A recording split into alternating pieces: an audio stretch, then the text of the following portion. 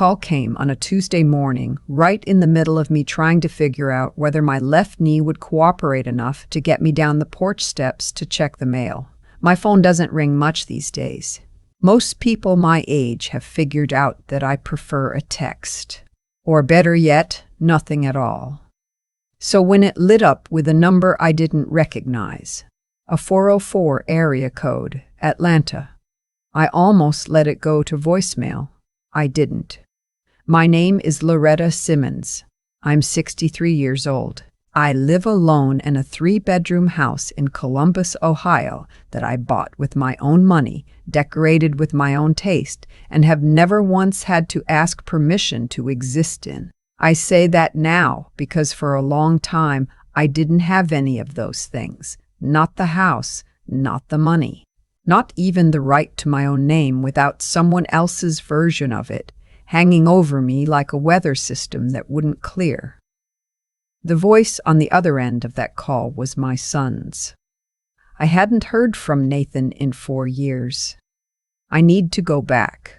That's the only way any of this makes sense. I married his father when I was 26. His name was Dennis Simmons, and at 26 I thought that meant something, that a man who wore a pressed shirt to church and held open doors and called his mother every Sunday was a man you could build a life with. I was young. I was in love, and I understand now, completely unprepared for the kind of quiet destruction a charming man can do when nobody's watching. Dennis wasn't loud about it. That's what made it so hard to name for so long. He didn't hit, he didn't scream, he just slowly, methodically made me smaller.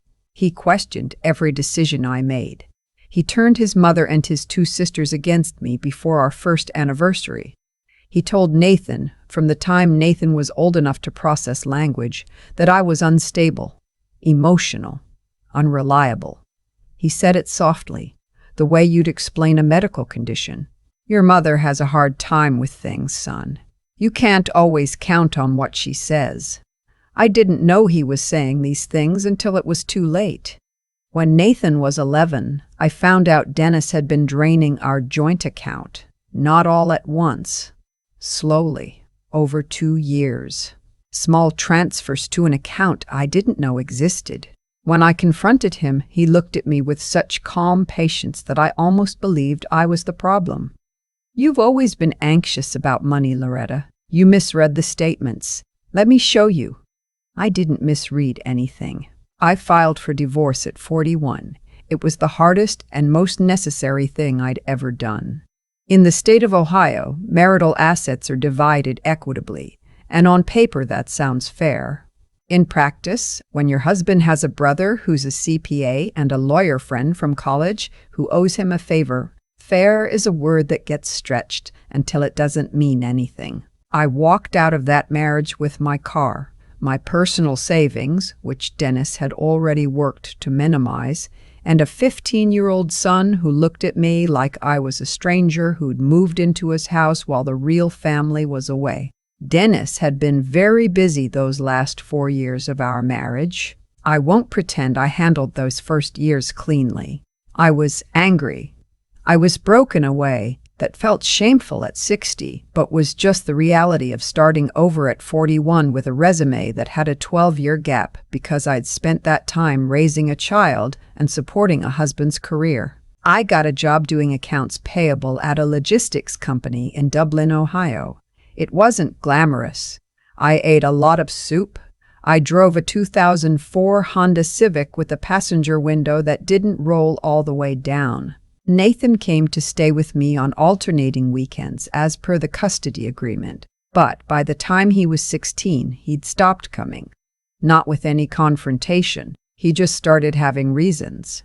A game, a friend's birthday, a school project, and Dennis, I found out later, never once encouraged him to honor the schedule. I called, I texted, I sent cards for Christmas and his birthday every single year to his father's address because that's where he was.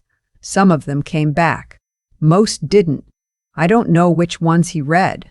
By the time Nathan turned 20, we were strangers. By 23, I'd stopped expecting anything. That's not a dramatic statement. It's just what survival looks like sometimes. You stop leaning against a door that's been locked from the other side. You learn to stand up straight without something to lean on. I went back to school at 44. That's not the kind of thing you do when you're feeling sorry for yourself. You do it when the self-pity has burned itself out, and all that's left is the question of what's next. I got a degree in accounting, because after what Dennis put me through, I promised myself I would always understand my own money. Then I got a certification, then another. Then a company called Hartfield Solutions hired me as a junior auditor, and for the first time in 20 years, I was not someone's wife or someone's mother or someone's obligation. I was just good at my job. That was enough to start with. I was 51 when I made senior auditor, 55 when I became director of internal audit for a regional healthcare network out of Columbus. The office had a window that faced east, and every morning I drank my coffee in that light and felt something I didn't have a word for at the time. I know the word now. It's dignity. The 404 number called at 8:47 in the morning, and it was Nathan. He sounded older than I expected, which is a strange thing to notice about your own child. But we hadn't spoken in 4 years, and before that it had been scattered, strained phone calls that lasted 7 minutes at most. I didn't know his voice anymore, the way a mother is supposed to. He said hello. I said hello. There was a pause that held 20 years of things neither of us knew how to open. I'm getting married, he said. In March. In Atlanta. I wanted you to know. I waited. I'd like you to come, he said. I have thought about that sentence many times since. Not the words. The pause before them.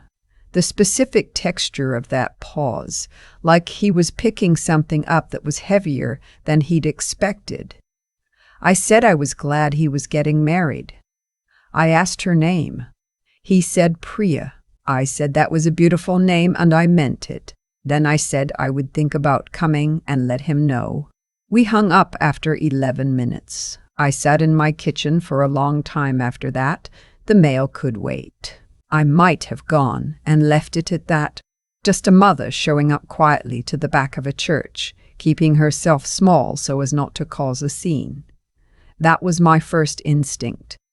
That's what 20 years of being made to feel like an intrusion will do to a person. But then my friend Patricia called, the way she does most Thursday evenings, and I told her about it while I was making dinner. Patricia has known me since we were both junior auditors at a firm in Westerville.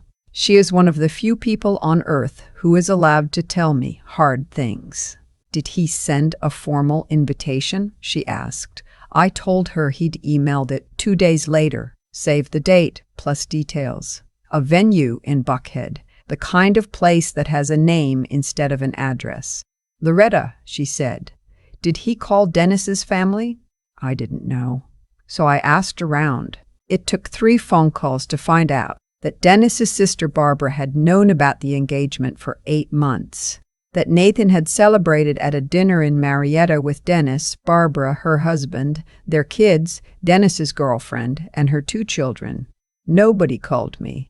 I was the afterthought. Or worse, I wasn't even that. I was the obligation, the box to check. The awkward item on a list that someone had to address eventually. So he wants me there, I said to Patricia, but not really. She didn't answer, which was its own answer. Here's what I know about my son that I have to piece together slowly through years of small observations and secondhand information and the things that were absent from our conversations rather than the things that were present.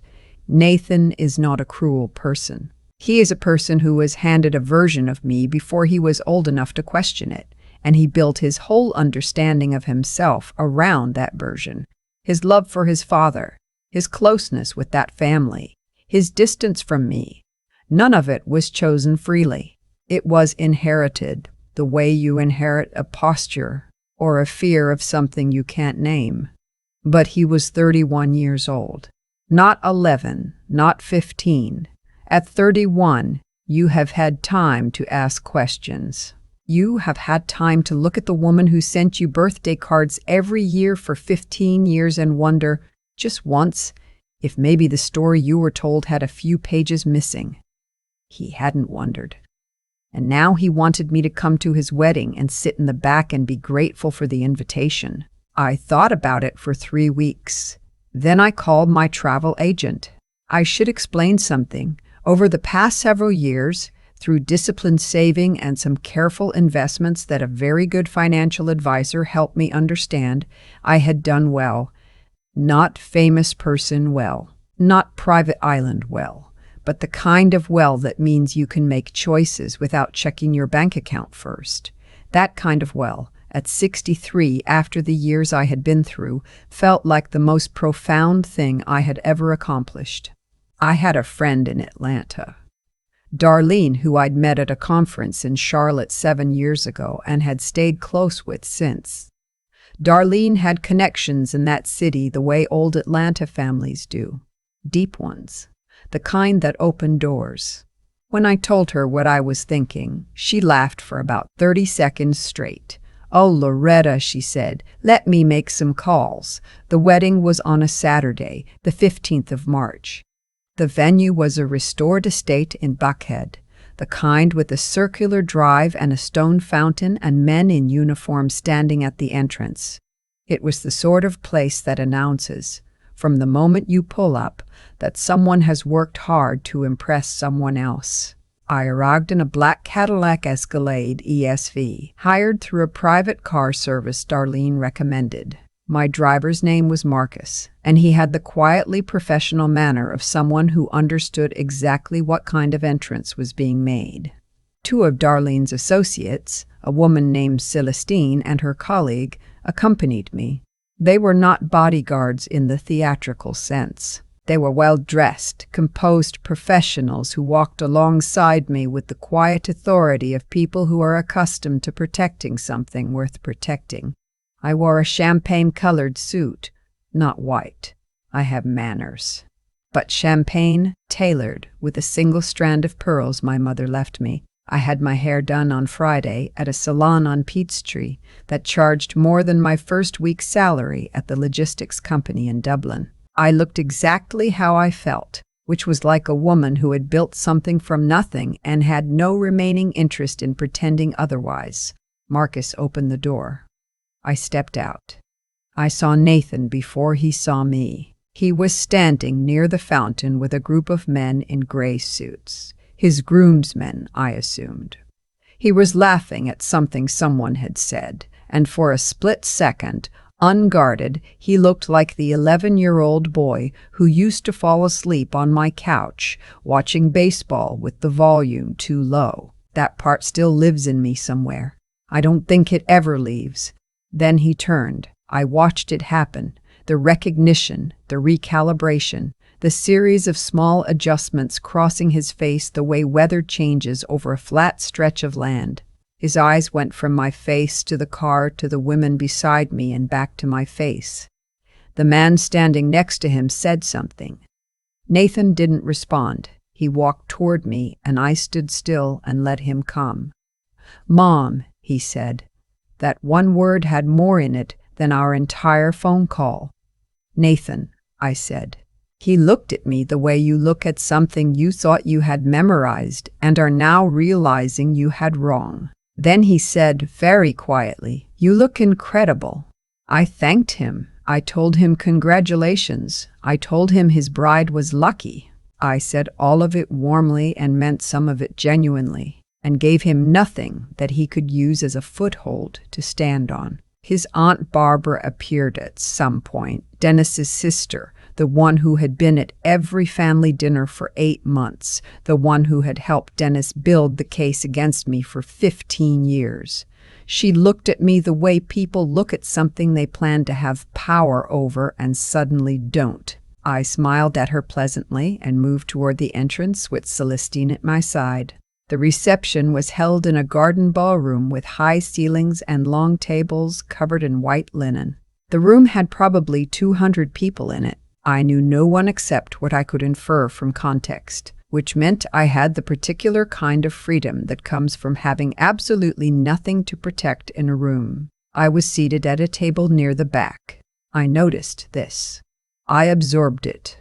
I chose not to be reduced by it, because being reduced by it would have required caring more about what Nathan and Dennis's family thought of me than I do, and I had spent a great deal of energy over the past 20 years getting to the place where I genuinely do not. Darlene had come to the reception as my guest, which had not been offered but which I had RSVP'd for two, and which no one at the venue disputed when Marcus walked us in.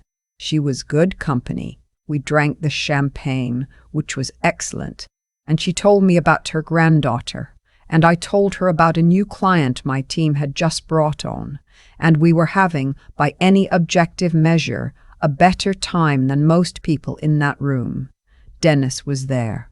I had known he would be. He was older and heavier, and sitting near the front with a woman I didn't recognize.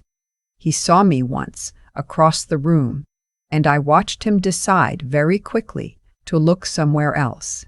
That was all I needed from him. The ability to look somewhere else.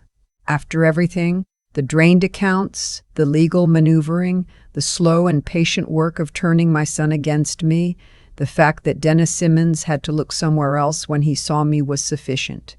The speeches were what people were not prepared for. It was not my plan to make a speech. I want to be clear about that. I was not there to perform. I was not there to win something in public. I had come because my son had invited me, however ambivalently, and because I had the right to attend my own child's wedding, and because the woman I had worked very hard to become deserved to be in that room. But the MC, a jovial man who was clearly a friend of Nathan's, was doing open remarks from guests, and there was an open microphone, and at a certain point one of Dennis's relatives, a cousin whose name I never learned, made what he clearly thought was a humorous remark. He said something about Nathan coming from strong stock on his father's side, which landed well with Dennis's family and sent a small rippling quiet through the other tables. I didn't plan what happened next. Or maybe I had planned it for 20 years without knowing it. I stood up. Darlene looked at me. Celestine looked at me. I gave Darlene the kind of look that means I know what I'm doing, and I walked to the microphone. The room adjusted. 200 people doing the social calculus of who this woman was and what was about to happen. I spoke for 4 minutes. I know because I've thought about those 4 minutes many times since, and they have the particular slow, clear texture of things that matter. I said my name. I said I was Nathan's mother. I said I had driven his father's car to Nathan's first baseball game when he was 7 and Dennis was traveling for work, and Nathan hit a single and looked up at me from first base with that look, the one children have before they learn to manage their faces, pure, uncomplicated joy. I said I had sat outside his door the night before his SATs because he was too proud to say he was nervous and I was too smart to knock. I said I had mailed a birthday card every year for 15 years to an address where I was not always sure I was welcome, because whatever else had happened between the adults in his life, Nathan was mine and I was his. And that was not something anyone had the power to transfer. I did not mention Dennis by name. I did not mention Barbara or the family dinners I was not invited to. I did not perform. I simply stood in that room as exactly who I was, with no apology for any of it, and said the things a mother says when she has been waiting a very long time to say them out loud. When I finished, the room was quiet in the way rooms are when something has landed that people need a moment to process. Then the woman at the table nearest the back, someone I didn't know, a friend of Priya's I later learned, started clapping. And then the table next to her. And then, slowly, the sound spread across the room like something that had been held back for a while, and finally found the door. I handed the microphone back to the MC. He looked mildly stunned. I walked back to my table and sat down, and Darlene handed me my glass. "That," she said quietly, "is how it's done." I left before the cake was cut. Not as a statement. I was tired in the particular way that comes after doing something that costs something, and I had said what needed to be said, and I had been in that room long enough to know that I had taken up the space I was entitled to and didn't need to take a single inch more. Marcus brought the car around. Celestine and her colleague walked out with me. The evening air was cool for March in Atlanta, and the fountain was still lit, and the stone drive looked exactly as grand as it had when we arrived. As I was getting into the car, I heard Nathan's voice. "Mom, wait." I turned. He was standing at the top of the steps, tie loosened, looking at me with an expression I didn't fully know how to read. He came down the steps slowly, and we stood there in the circular drive with the sound of the reception still going behind him. He said, "I didn't know about the savings accounts." He said it the way someone says something they've been sitting with for a long time. I said, "I know." He said, "I didn't know a lot of things." I looked at my son for a moment, 31 years old, standing in the middle of his wedding reception, beginning, at last, to do the arithmetic. "No," I said. "You didn't." He reached out and took my hand. Not a hug, just my hand, held for a moment in both of his. Then he let go, and I got in the car, and Marcus pulled out of the circular drive and onto the street, and I watched the lit fountain disappear in the side mirror. I am not going to tell you that everything is fixed. I am 63 years old, and I have lived too long to believe in fixed. Nathan and I have spoken 4 times since the wedding. Politely, carefully, like people who are learning to walk on ice and haven't fallen yet. His wife, Priya, sent me a handwritten note 3 weeks after the reception, which I keep in the kitchen drawer where I keep things that matter. I don't know yet what Nathan and I are going to be to each other. I'm not sure he knows either. What I know is this. I know that I did not shrink. I know that I drove to a wedding where I was meant to be a footnote and walked in as the chapter. I know that Dennis Simmons had to look at the far side of the room, and Barbara had to smile at me with all the warmth of someone whose plan just came apart in their hands, and I did not apologize for a single moment of it. And I know that somewhere in the parking area of a restored estate in Buckhead, 200 strangers heard a mother say her own name out loud without flinching. That is not nothing. That is, in fact, everything. People ask me sometimes.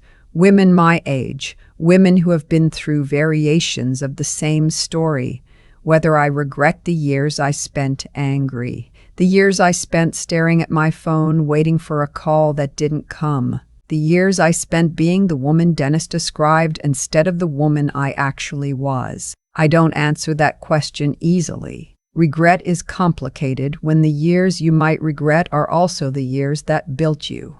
I don't know if I could have become who I am without first being who I was in the dark parts. I don't know if the director of internal audit with the east-facing window and the champagne-colored suit could have existed without the woman who ate soup alone in Dublin, Ohio, and cried in her car on her lunch break and told herself tomorrow would be different. Both of those women are me. Neither of them is the woman Dennis invented. That woman never existed. She was always someone else's story. Mine was longer and harder and slower, and mine has not ended yet. I still have the pearls. I still have the window facing east. And I have, for the first time in 22 years, a son who is beginning to look at me and wonder whether the story he was given was the whole story. That is enough to start with. It was always enough to start with. I've thought a lot about what it means when the things you do in the dark catch up with you in the light.